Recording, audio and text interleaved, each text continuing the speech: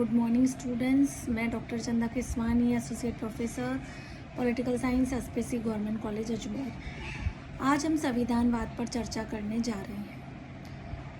पहले मैं ये बात करूँगी कि संविधान प्रत्येक राज्य में होना चाहिए, क्योंकि किसी भी राज्य में शासन संविधान के अनुसार ही चलाया जाता है।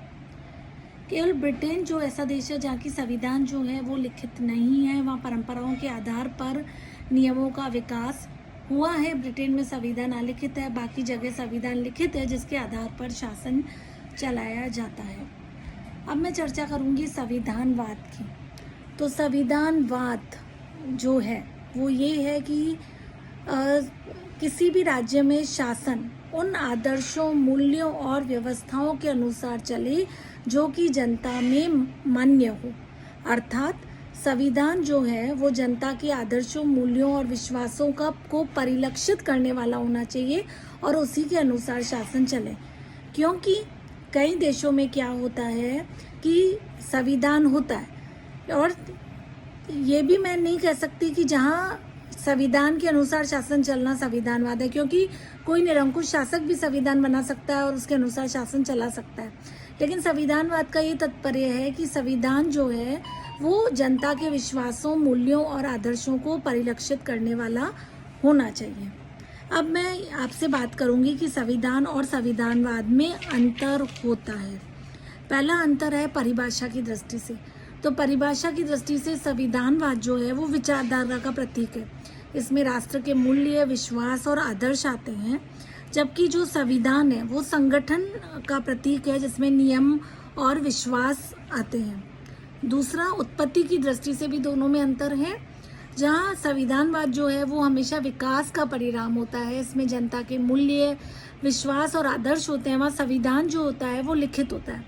केवल ब्रिटेन को छोड़कर सब देशों में संविधान लिखित है और ब्रिटेन में संविधान जो है वो अलिखित है। तीसरा, संविधान और संविधानवाद की प्रकृति में भी अंतर है। संविधानवाद में प्रधानता किसी राजनीतिक समाज के लक्ष्यों और उद्देश्यों की होती है, जबकि संविधान उन गंतव्यों तक पहुंचने के लिए साधनों की सुव्यवस्था है। क्षेत्र की दृष्टि से भी दोनों में अंतर है। संविधानवाद जो होता है वो इंक्लूसिव होता है, संविधान जो है वो एक्सक्लूसिव होता है। अर्थात संविधानवाद जो है वो कई देशों में एक जैसा होता है, क्योंकि कई देशों के आदर्श, मूल्य और विश्वास एक जैसे हो सकते हैं, लेकिन संविधान जो है वो हर देश में अलग अलग होता है। अपने देश की व्यवस्था के अनुसार संविधान बनाया जाता है। संविधान और संविधानवाद में वैधता का भी अंतर है, औचित्य या वैधता का भी अंतर है। संविधानवाद में आदर्शों के औचित्य का प्रतिपादन होता है, जबकि संविधान की वैधता विधियां कानून के आधार पर ठहराई जाती है।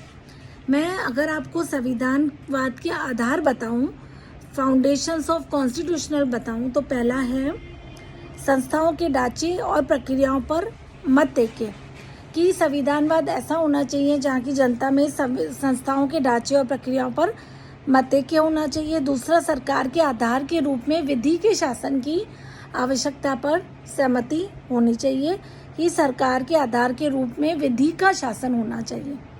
तीसरा, समाज के सामान्य उद्देश्यों पर सहमति होनी चाहिए कि समाज के उद्देश्य सेम हैं। चौथा, समाज के सामान्य उद्देश्यों के समान ही गौण लक्ष्यों और विशिष्ट नीति प्रश्नों पर भी सहमति होनी चाहिए। अब मैं चर्चा करूंगी संविधानवाद के तत्व। पहला है संविधान जो है वो अपरिहार्य संस्थाओं का अभिव्यक्त होना चाहिए। संविधानवाद में जो संविधान है वो संस्थाओं का अभिव्यक्त होना चाहिए। दूसरा, संविधान ऐसा होना चाहिए जो कि राजनीतिक शक्ति का प्रतिबंधक हो। तीसरा, संविधान ऐसा होना चाहिए जो कि विकास का निर्देशक हो, जिसमें कि विकास होता रहे। चौथा, संविधान ऐसा होना चाहिए जो कि राजनीतिक शक्ति का संगठक हो।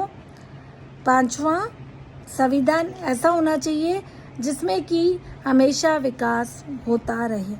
संविधानवाद की सामान्य विशेषताएं। पहला है संविधानवाद मूल्य संबंध अवधारणा है, अर्थात संविधानवाद में किसी देश के विश्वास और आस्थाएं आती हैं। दूसरा, संविधानवाद संस्कृति संबंध अवधारणा है, संविधानवाद में किसी देश की संस्कृति आती है। तीसरा, संविधानवाद गत्यात्मक अवधारणा है, अर्थात संविधानवाद ऐसा होना चाहिए जो कि गतिशील होना चाहिए।